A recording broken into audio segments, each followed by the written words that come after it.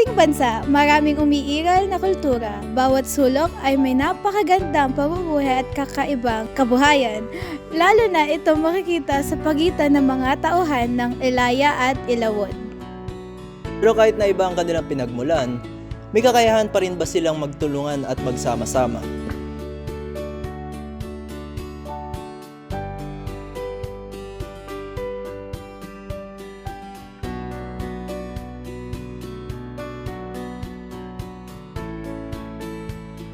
Mayroon dalawang magkasosyo sa negosyo na nakatira sa Batangas, pero silang dalawa ay nakatira sa ibang kapaligiran. Ang isa ay nakabase sa bundok at ang isa naman ay nakatira sa baybayin. Paano kaya ang pamumuhay nila na ganito? Sila ba ay nakakaranas ng mga problema dahil dito? Malaman kaya natin. Ayos naman kami tumitira dito sa Batangas. Malayo-layo konti, syempre. Nasa dagat sila, nasa tubig ako, pero kaya naman maasikaso. Ang ganda nga ng proseso namin eh.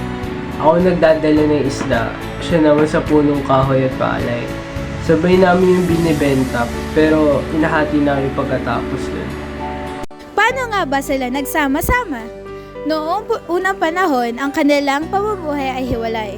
Ngunit nang dumating ang mga Espanyol sa Pilipinas, ang rehiyon ay naging kolonisado at dahil dito nagkaroon ng mas malapit na ugnayan ang mga taga-Ilaya at Ilawod. Kung noon ay ang kanilang pangangalakal ay may panimula, sa panahon ng mga Espanyol, ito ay mas lumaki at naging sementado. Sa pagtagal ng panahon, nanatili na lang ito hanggang sa kasalukuyan. Minsan ba, gusto mo na lang ba magbago ng trabaho? May pamilya ako dito eh. Araw-araw kami nagtatanim dahil doon nagmumula ang aming pera. Mahirap na nga mangisda ngayon para sa pinansyal namin. Marami na nga mga industriya na nangingisda din eh. Buti pa nga, kaya pa rin kami mamuhay. Kahit na malayo-layo kami sa isa't isa, maayos pa rin na kami pagkakaibigan.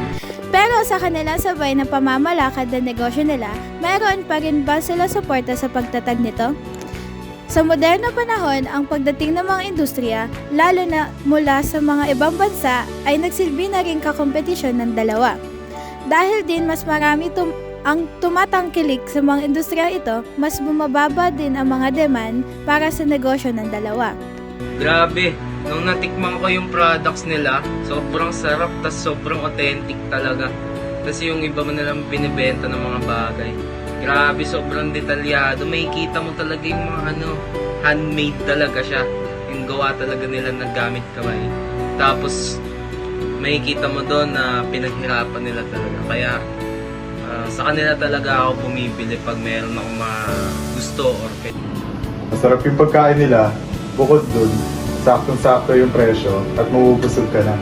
Magpapasalamat ako sa mga gumawa ng produkto na to dahil sa maliit na presyo, mabubusog ka na. Kahit na sa ating kontemporaryong panahon na pinamumununan ng mga industriya, hindi pa rin pwede makalimutan ng ating mga lokal na mga mamayan na may kakayahang magtatag ng trabahong tapat mula sa mga tagalupa at taga-dagat.